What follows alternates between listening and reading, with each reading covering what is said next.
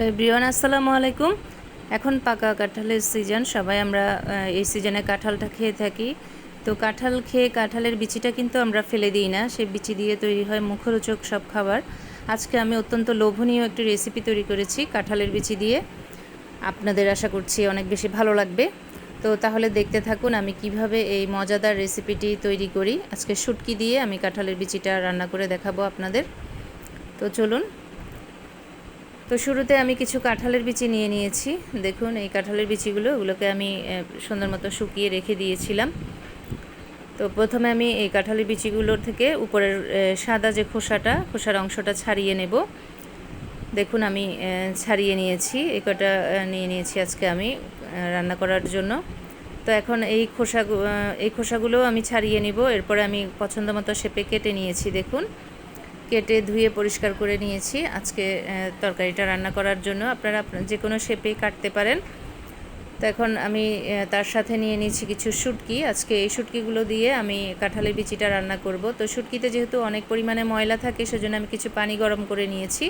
এখন এই গরম পানি দিয়ে আমি শুটকিটাকে খুব সুন্দর করে বারবার করে ধুয়ে পরিষ্কার করে নেব, কারণ শুটকিতে প্রচুর পরিমাণে ময়লা থাকে, বালি থাকে। সেগুলো গরম পানি দিয়ে না ধুলে কিন্তু পরিষ্কার হয় না খুব একটা, সেজন্য বারবার করে ধুয়ে নিতে হবে। তো শুটকিটা ধুয়ে নেওয়া শেষে আমি চুলায় একটা হাঁড়ি বসিয়ে দিয়ে দিচ্ছি পরিমাণ মতো তেল।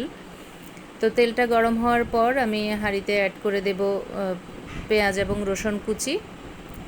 তো দিয়ে দিচ্ছি পেঁয়াজ রসুন কুচি পরিমাণ মতো। এখন এগুলোকে একটু সফট করে তেলের মধ্যে ভেজে নেব।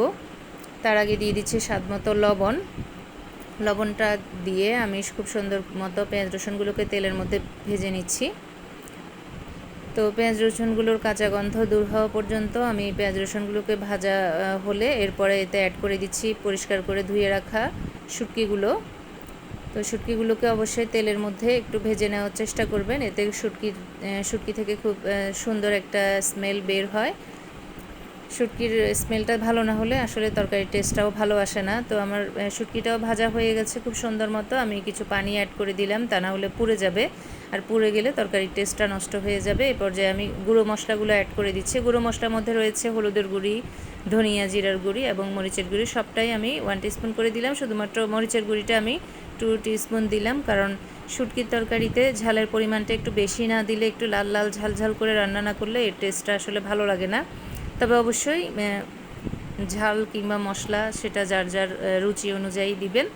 আমরা একটু বেশি খেতে পছন্দ করি শুটকির তরকারিতে ঝালটা, সেজন্য আমি একটু বেশি পরিমাণেই দিলাম। এখন একটু পানি দিয়ে আমি খুব সুন্দর মতো কষিয়ে নিয়েছি শুটকিগুলো। তারপরে আমি অ্যাড করে দিয়েছি কেটে ধুয়ে পরিষ্কার করে রাখা কাঁঠালের বিচিগুলো। তো কাঁঠালের বিচিগুলো দেওয়ার পরে আমি এগুলোকে খুব সুন্দর করে মিশিয়ে এরপরে এতে অ্যাড করে দিচ্ছি একটা টমেটো কাটা এবং তার সাথে 4টা কাঁচামরিচের ফালি। তো সবগুলো উপকরণ দিয়ে একটা ঢাকনি দিয়ে ঢেকে আমি বেশ কিছুক্ষণ এগুলোকে খুব সুন্দর মতো কষিয়ে নেব। কাঁঠালের বিচিটা যেহেতু একটু শক্ত, এটা হতেও কিছুটা পরিমাণে টাইম লাগে, এই জন্য একটু কষাতে হয় সময় নিয়ে। এরপরে একবার কষানোর পরে ঝোলের পানি আবারও অ্যাড করে দিলাম আমি। কাঁঠালের বিচিগুলো এখনও হয়নি, আমি একটা টিপে দেখেছি, আরও কিছুটা সময় আমাকে কষাতে হবে, সেজন্য আর একটু ঝোলের পানি দিয়ে দিচ্ছি। তো এখন আবারও ঢাকনি দিয়ে ঢেকে কিছুটা সময় রান্না করে নেওয়ার পর আমার কাঁঠালের বিচিটা খুব সুন্দর মতো হয়ে গেছে, দেখেই বোঝা যাচ্ছে। ঝোলটাও আমার পছন্দনীয় পর্যায়ে রয়েছে। আমি এই ধরনের তরকারিগুলো একটু মাখা মাখা পর্যায়ে খেতেই বেশি পছন্দ করি, তাই ওরকম অবস্থাতে ঝোলটা রেখেছি। একটা বিচি কেটে দেখেছি খুব সুন্দর মতো ভেঙে যাচ্ছে, তার মানে পারফেক্টভাবে হয়ে গেছে। এখন আমি এতে অ্যাড করে দেব ফ্রেশ ধনিয়া পাতা কুচি। তো ধনিয়া পাতা কুচিটা দেওয়ার পরে আমি ধনিয়া পাতাটাকে খুব সুন্দর করে তরকারির মধ্যে একটু ছড়িয়ে দেব, যাতে পুরো তরকারিতে স্মেলটা বের হয়। এরপরে আমি চুলার আগুনটাও অফ করে দেব। তো আমার আজকের এই লোভনীয় কাঁঠালের বিচি দিয়ে শুটকি দিয়ে রান্নার রেসিপিটা আপনাদের কাছে কেমন লেগেছে সেটা অবশ্যই আমাকে জানাবেন।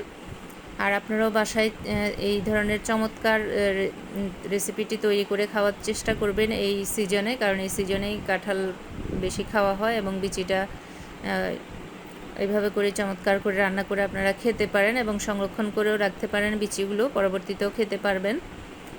তো আমার রেসিপি কমপ্লিট। আমি চুলার উপর 10 মিনিট রেখে তারপরে আপনাদেরকে দেখিয়ে দিচ্ছি এর ফাইনাল লুকটা। ঝোলটা একেবারেই আর টেনে গেছে ঠান্ডা হওয়ার পরে। দেখুন কতটা লোভনীয় একটা রেসিপি তৈরি হয়েছে। আমার কাছে তো খুবই টেস্টি লেগেছে আজকের এই লোভনীয় রেসিপিটি। সাদা ভাত খেতে দুর্দান্ত লাগবে। আপনাদের কাছে কেমন লেগেছে সেটা অবশ্যই আমাকে জানাবেন। নতুন কেউ আমার চ্যানেলটা আজকে ভিজিট করে থাকলে অবশ্যই এরকম নিত্য নতুন লোভনীয় রেসিপি পাওয়ার জন্য আমার চ্যানেলটাকে সাবস্ক্রাইব করে নেবেন এবং অল বাটনটা প্রেস করতে কিন্তু একদমই ভুলবেন না।